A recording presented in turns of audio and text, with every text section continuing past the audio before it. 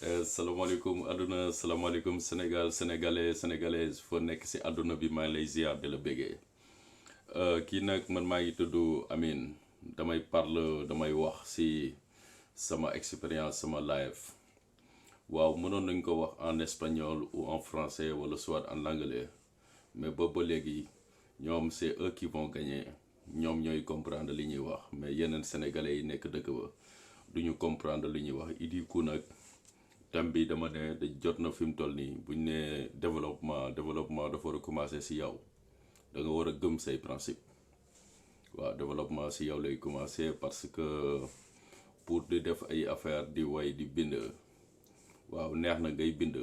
en espagnol ou en français wala soit en anglais parce que espagnol bi mën la comprendre wala français bi comprendre ba anglais bi comprendre mais waa dëkk ba duñ la comprendre. Et chaque fois damay gis ni comme jamono yi nii dañu toll àdduna bi nga xamante ni dañuy def Black Lives Matter léegi bu ma gisee affaire boobu ma xalaat ko ma ni waaw kooku beneen stratégie bi nga xamante ni la tubaab bi mu ngi koy créer pour dundaloo ñu parce que les Africains ou les Blacks ils aiment trop vivre dans des rêves toog di xalaat noonu di xappi kooku benn mot bi nga xamante ni la stratégie la mais un Black. fi àdduna bi toll ne tubaab bi dañu gaaw a bàyyi blague yi ñu xàppi ñu demal suñu bopp et beneen point bi mooy boo par exemple boo duggee application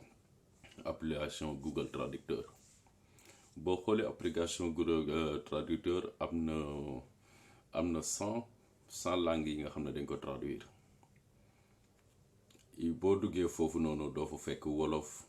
doo fa fekk seen langue sénégalais doo fa fekk langue angola yi wala Cameroun wala Mauritanie ñoom dañu choisir jël les pays européens ou les pays américains ou Amérique latine les asiatiques ou les australiens jox traducteur mais ñun ñi nga xam ne ñu ngi Afrique de l'Ouest Afrique de l'Est Afrique du Nord Afrique centrale Afrique de l'Ouest nous on ne fait pas partie. ñun bokkuñu ci traducteur boobu au contraire nous les Africains on doit faire toujours des efforts pour mën a communiquer avec les Européens ou les Américains ou les Asiatiques mais les Australiens ou les Américains ou les Français eux ils font jamais de l'effort pour se communiquer avec nous c'est pour cela parfois foofu lay xalaatee bu ñu la bëggee gëmloo nii ne l'Afrique va être le continent du futur kooku xel nangu ko tubaab yi li ñu dund nii li ñu gëm nii li nga xamante ni dund nañ ko ay génération après génération yéen yaakaar ngeen ni tubaab yi dina bëgg a yeewu un bon matin nii rek ne la ok Afrique ba mooy nekk dëkk bi war a jiite àdduna bi loolu duggul ci xel et du coup man je me dis que fi mu toll nii il est grand temps ndax développement africain du gaaw mais parce que africain ba léegi bëggut le partage man damay gis ci télé bi africains yi ñu ngi plaindre ñu ngi dëkk ba di plaindre ñu ngi fii di plaindre xam nga ñu ngi attaquer président bi di attaquer ñëpp mais les Africains qui sont au pays mais ñoom lan la ñuy defal Sénégal lu mu leen a defal kooku c'est loolu mooy question bi tous les Sénégalais qui vivent au pays ils sont ñoom ñëpp ay président lañ ñoom ñëpp ay entraîneur de football lañ ñoom ñëpp ay docteur lañ ñoom ñëpp ay professeur d'université lañ mais ba léegi duñu gouvernance bi wala ñi nga xam ne ñoo ñu jiite ba léegi ñoom il ne nous prend pas au sérieux parce que les Sénégalais qui sont au pays bëri na ñu ci bëri defuñu pas bi nga xamante ni war nañ mën a am intégration bi nga xamante ne ni ñi jiite ñooñu dinañ am force accompagner leen dinañ am force accompagner leen parce que ba léegi comme d'habitude live ñu ngi dund live folklore bi ñu ngi dund folklore bi génération après génération les mêmes délires dans la musique dans le sport dans la religion dans la culture dafa nekk beneen stratégie bi nga xamante ni depuis les années sunu maam yi ba léegi muy foofu boobu la ñuy poursuivre kooku moo tax pour dëkk bi am développement global dafay métti léegi beneen point bi ma ni les Sénégalais qui vivent en Europe Sénégalais yi dëkk Europe bari nañ et chacun il vient en Europe à sa façon ñi ci gouvernement bi jëndal ticket bari na bariwut ñi ñëwal seen bopp bari na ñi réussir à leur façon bari na mais kooku compétence àdduna la loolu mooy tax àdduna bi am ay ñama-ñama mais fi mu toll nii Europe boo xoolee nit ñi li ñuy wax ci immigration bi dafa bari européens yi ñu ngi tiit ndax nee na ñun ñooy ñëw di nangu seen liggéey xam nga ñoo ñëw installé wu bëgg ñu def lii bëgg mais effectivement il faut ñu ñëw nangu seen liggéey parce que les Européens ils ne voulaient pas travailler dañ doon tëdd noonu di fayeeku di liggéey bu ñu waree liggéey 2 heures de temps dinañ dugg fii jaar fii naan benn café toog benn cigarette rey temps bi ci baar yi daal di ñëwaat pour mën a accomplir 3 heures de temps yi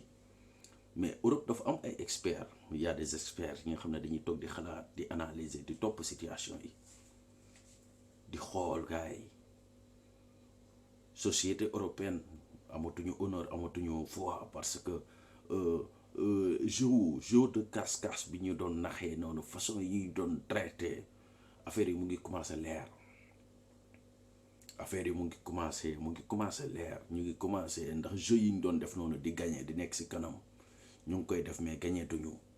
léegi ñun nit ñu ñuul ñi dañu ñëw jàngaat ci ñoom amuñ seen complexe dañu jàngaat ci ñoom dañu xalaataat ni ñuy xalaatee à leur façon à leur manière ñu gën leen mën a xalaat affaire boobu di def comme ñoom c'est pour cela fi mu toll nii ñoom ñu am problème un problème sérieux dañu am problème sérieux parce que sénégalais bi nga xamante ni mu ngi Europe il apprend la langue des Européens la coutume des Européens la culture des Européens la façon de penser des Européens mu ngi xalaat comme ñoom mais du coup mu ngi dund comme ñoom et en plus mu ngi dund comme un Africain loolu dafa mooy ki nga xam ne da nga am ay valeurs humaines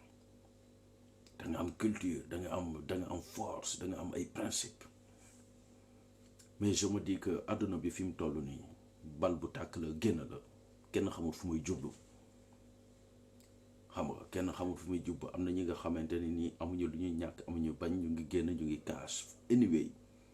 ñu ngi fighting pour gars yi mën leen dégg jël leen au sérieux mais am na ay sénégalais yu bari ñu ngi seen confort ñoo tubaab yi ñoo yem ñu ngi seen confort ñenn ñi am nañ fa jabaru sénégalais wala ñu am jabaru tubaab di laal ci boy yi waaw toog noonu seetaan seen télé Netflix wala ñu seetaan télé Sénégal ay jàng lu mu demee noonu jàpp seen good time di ko boo fi nekk di plané di wax di ñoom seen jëmmi bopp ñoom bëgguñu génn seen confort boobu du coup dinañ am yeneen stratégie psychologique bi nga xam ne dinañ la ko jëm a dugal ba nga fàtte affaire fayet boobu ngay nekk mën a ñëw toog dalu waaw fayee ko ci aide sociale yi wala am benn salaire bu ndaw bu ñu lay fay kooku moom africain sénégalais mooy xalaatee noonu ndax ku nekk rek tu te crois plus intelligent que l'autre mais c'est normal parce que àdduna bi ñu dund nii àdduna wu compétence la chacun il doit sortir ses armes dem nañ ba am nañ sens bi ñu dëkkee ñëwee Europe def fi at yi ñu fi def mais là du coup notre capacité mentale psychologiquement dafa yeewuwaat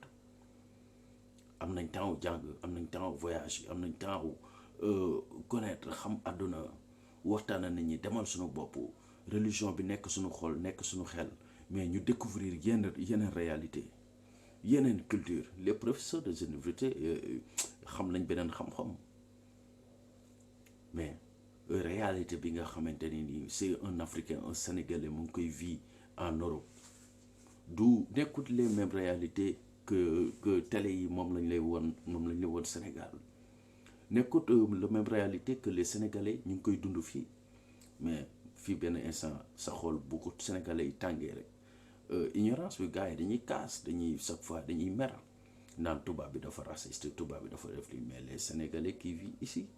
les Africains qui vivent ici en Europe laisse tomber c'est pour cela man de à un moment donné man du ma gëm trop mbëggeelu love amitié bi ñuy dund Sénégal moom la ñuy dund fii mais c'est vrai c'est pas vrai parce que li olof li wax dafa leer dërëm ak dërëm ñooy mën a ànd mais dërëm ak ñaar dërëm mënuñu ànd kooku c'est à l'époque c'est beneen atmosphère la woon bi ñu doon dund loolu mooy poursuivre en Europe fii boo fi fekkee gars yi ñu génn moo xam manifestation la moo xam fête la moo xam activité la invente la moo xam conférence la mais chacun il se croit plus supérieur que l'autre, mais c'est normal. Waaw c'est normal, mais affaire bi mooy man dama ne bu fekkee ni li ñu wootee dëgg la, ndax liggéey ensemble chaque fois olof dana la booloo mooy doole, mais olof loolu la wax. mais nit ñi li ñuy def individuel mooy doole, parce que souvent dañ la naan bu ma demee sama côté si la affaire yi gën a gaaw, ñii naan la bu ñu nekkee ensemble si la affaire yi gën a gaaw, parce que dañuy bëgg a économiser di dajale noonu xam nga pour mën a vivre benn affaire bu spéciale xam nga. mais après réussite européen ou africain en Europe kooku y a plein de chemins et tous les chemins amènent à Rome, wala yoon yëpp màkk la la yóbbu. Chacun, tu peux faire ce que tu veux. Tu peux faire tout ce que tu veux avec ta vie. yow yaay seet li nga xam ne yaa ko bëgg nga koy def. moo tax damay toog parfois di analyser situation bi nga xamante ne nii nit da koy dund, Sénégalais da koy dund, nit ku ñuul da koy dund en Europe. On nous parle de égalité, on nous parle de ñun ñëpp ñoo yam ñoo bokk, mais c'est pas vrai. ñoom seen passeport moo gën a baax suñu passeport. ñoom seen xaalis moo gën a baax suñu xaalis. ñoom seen xalaat moom la gën a fonk ko suñu paas. ñoom seen làkk dialecte yi nga xam ne ñoom la ñuy wax seen dëkk bi moom lañ gën a valoriser koy jot suñu olof bi. et là du coup bi ma toogee di xaar di leen ok mais loolu du changé, kooku daf ñuy gën a jox force, daf ñuy gën a jox armes yi nga xamante ne ñun dinañ mën a poursuivre suñu parcours, dinañ jàngat. parce que bëri na Sénégalais yi nga xam ne il vit en Europe fii la ñu jàngee, ils n'ont jamais voulu faire les écoles au pays. Non, ils n'ont jamais voulu faire les efforts au pays. bëgg ñu woon jàng Sénégal, mais bi ñu ñëwee Europe wala Amérique ba Australie tal, là du coup à partir de là ñoom ñu ngi forcé pour jàng la langue européenne pour leur propre intérêt. Mais quand ils étaient au pays, ils ne voulaient pas impliquer au pays. bëgg ñu woon jàng l'éducation ou la culture sénégalaise. Pourquoi? Comment développer un pays? Non, ils ne voulaient rien savoir du pays. Mais quand ils viennent en Europe ou en Amérique ou en Asie, ils font semblant d'être intégrés, d'être un intellectuel, d'être un Européen, d'essayer de faire plaisir aux Blancs, mais ils n'ont jamais voulu faire plaisir aux Sénégalais. Mais il y en a plein. Il y en a plein de cas comme ça quand tu circules à Barcelone, en Espagne, ou en France, en Amérique, en Australie, en Norvège, Suède. Il y a plein de gens qui sont ici en Europe, qui font leur beau gosse ou leur princesse. Tu fais des manières et tout. Et c'est normal, aduna moo laaj loolu. Aduna moo laaj loolu parce que aduna bi dafa nekk compétence, foofu la ñu tubaab bi dépassé. waaye nous on a nos principes, am na li nga xam ne gëm nañ ko, mu ngi topp di ñëw. mais ñoom am na lu ñu gëm, am na lu ñu gëmut, mais créé nañ beneen religion, beneen culture nekk foofu bi nga xam ne dafa nekk benn genre cercle. soit da ngay nekk ak ñoom wala nga bañ a nekk ak ñoom, seen évolution dafay gaaw. oui dañ lay gëm loo ne ok fii Europe boo génnee nga doxantu noonu toog si baar yi naan sa benn café nga xool ñu ne la dafa am crise économique, mais da ngay reetaan, tu vas bien rigoler. Mais effectivement il y a une crise économique, il y a une crise sociale, il y a une crise de travail, il y a une crise psychologique. mais image bi façon bi nga xam ne moom nga koy xoolee ak bi ngay xoolee Afrique fële si tàngaay bi, poussière bi,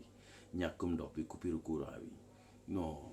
nga def comparaison bi la vie qui est ici en Europe. mais il faut que tu aies envie de venir en Europe. nañu waxante dëgg, xam nga nañu waxante dëgg. moo tax après vidéo bi dafa nekk vidéo bi nga xamante ne ni wutaluma ko code, mais dinaa ko wutal code. xam nga wutaluma ko code, mais bëgg naa ko wutal code parce que dafa doon li nga xamante ni sentiment la, love bi nga xamante ni am naa ko si man, am ko si nit ñi. mais haine bi nga xamante ni parfois dama koy am si man, am ko si nit ñi. love bi ma bëgg suma Sénégal ak haine bi may am suma Sénégal de temps en temps, c'est le même love bi nga xamante ni moom laay dund fii di am beneen haine bi samay chef wala samay xarit, parce que c'est humain. réveil dans yaa di nga xam ne dañuy yeewu sometimes am ay idées yu positif 100%. Parfois dañuy yeewu négatif kooku c'est humain loolu mooy beauté humanité parce que tous les jours que je fais dañuy yeewu ak atmosphère envie de faire les choses bien, de réfléchir bien, d'étudier, de lire, de voyager, de connaître d'autres horizons. Mais après quand bu ñu toogaatee xalaat benn affaire loolu ñu def lépp sunu àdduna bi c'est de l'expérience mais c'est pas de l'argent.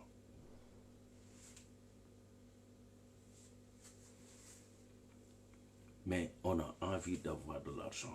On ne veut pas bëgg ñu doon ay millionnaires parce que stress bi millionnaires yi di dund noonu ak milliardaires yi moi j'ai pas envie bëgguma dugg ci situation yi mais bëgg naa am life bi nga xamante ne dafay stable du bëri beaucoup de négatif pensées bizarres mais il faut mu am pensée bizarre parce que adduna bi moo bizarre. Adduna bi dafa positif adduna bi dafa négatif souvent damay dégg gars yi waxkat yi di wax naan pourquoi ñuy xalaate chaque jour dañu war di xalaatee waaw dañu war a xalaate négatif positif jox motivation jox émotion jox ay ambition jox énergie jox ay opportunité mais ma xoolaat beneen côté bi gars yi amatuñu motivation amatuñu ambition amatuñu opportunité amatuñu feeling ma ne kon adduna bi am na sens adduna bi am na sens parce que boo xoolee lépp ñaar la ñaari bët nga am ñaari bakkan nga am nga gémmiñ am làmmiñ am ñaari nopp am ñaari loxo am ñaari tànk waaw même sa partie intime yi boo duggee foofu am nga ñaar sa taat yi nga xool sa taat yi am nga ñaari xottu taat pues du coup affaire bi am na sens ndax il faut mu am négatif ak positif léegi à partir de là sa conscience sa bopp danga koy ubbiwaat sa mind bi am na ay affaires yi nga xam ne mu ngi tëju foofu te dafa war a génn parfois li ngay xalaat boo ko réaliser wut liggéey si nekk si du génn mais après patience bi xëy na tey fi la waroon tolloo suñu capacité mentale yegg si fii tey am na ñuy jund ak doon ak benn don mais nga xam ne il faut ñu màgg ak don màgg ba mën a canaliser don bi génnee ko teg ko si leer bi nit ñi gis ko xëy na vidéo yi bëri na information mais c'est à ma façon li may sentir ndax gis naa ni benn moment entrevista bi ma bëgg a def ba bind sumay livre adduna bi mu ngi avancé technologie bi mu ngi développé à l'époque amuñu woon lii ñuy am ni face to face bi da nga doon bind texte noonu ak sa bic passer le temps crayon bi noonu di bind di effacer mais léegi t'as plus besoin dañ doon def ba benn moment rajo cassette la woon dañ doon teg noonu rek di enregistré di wax affaire bi enregistré ñu génn ko déglu ko lancé ko avec le temps ñu amoon ay cassette vidéo yi nga xam ne danga koy dugal si vidéo yu mag yi xam nga muy recruter ñu dem nañ ba am ay CD di si wax di enregistré jógee si CD yi am ay MP3 MP4 mais léegi dem nañ ba am téléphone mobile amatuñu temps di woo photographe yi mu ñëw bu ñëw Sénégal da nga doon xool nañ doon woo photographe yi mu ñëw photo ñu def suñu ngénte vidéo et tout mais léegi on n'a plus besoin de ça loolu yëpp ñun ñoo koy defal suñu bopp kon àdduna mu ngi évoluer àdduna mu ngi avancer bu baax it dañu war a avancer ànd ak ñoom dañu war a avancer évoluer parce que loolu mooy mën a tax changement bi mooy beauté bi intellectuelle bi ngay door xam nga mais compétence la du yomb toujours y a des gens ñi nga xam ne ñu ngi contre penser parfois nit ñi dañuy kaas naan sénégalais dafa nekk Europe dañu soxor tërërër ñii naan sénégalais nekk Sénégal dañu soxor yow nga soxor ñeneen soxor adduna bi soxor yàlla sometimes sax dafa soxor xam nga kooku mooy beauté de bi mënuñu dund happiness mais il faut ñu def benn affaire suñu bopp Black Lives Matter bi ñuy wax noonu ok nit ku ñuul mën na dund bu gën li muy dund mën na nekk mais européens yi ils ne sont pas encore prêts guñu pour bàyyi Afrique mu nekk le continent du futur non wala ñun boog du doon dund bi nga xam ne dinañ ko fekkee waaw xëy na du doon dund bi nga xam ne dinañ ko fekkee parce que africain pareewut pour jiital àdduna bi non par exemple boo xoolee exemple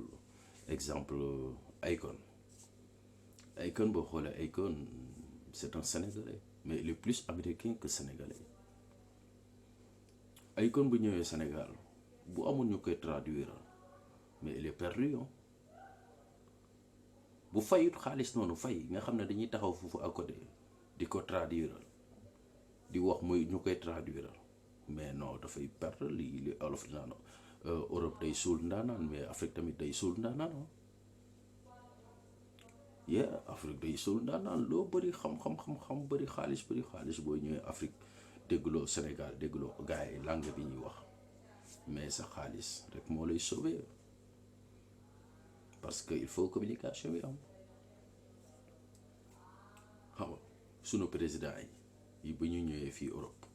léegi lañ commencé étudier sax di parler la langue étranger pour partage bi mais européen yàgg nañu taayam sunu président yi comme ñun ni ñuy taayamee fii ñun fii sénégalais bu fi intelligent ku fi xam waaw tubaab yi yàgg nañ la taayam yàgg nañ ñu signéloo ay këyit yi feuilles yi nga xam ne dafa am ay bindu yu ndaw yi nga xam ne doo ko gis doo ko lii doo ndax waxtaan bi ñuy waxtaan ak yow dinañ la jaay benn produit nga jënd ko te doo ko yëg xam nga moo tax lii vidéo bi may wax nii actuellement ni nekk na vidéo bi nga xamante ne nii bëri na point mais amul limite parce que dafay doon waxtaanu psychologique waxtaanu philosophe intellectuel day doon waxtaan bi nga xamante ne nii nekkut damay wax li nga xam ne moom laa bëgg a wax non dafay wax li nga xam ne moom laa sentir naturellement waaw moi je me dis que ñun jeunesse africain sénégalais qui vit en Europe liggéey together bi ñuy wax nii du yomb parce que chacun il se croit plus intelligent que l'autre ñii dañuy jàppe seen bopp Mohamed ñeneen ñi jàppe ñeneen ñi Mahmoud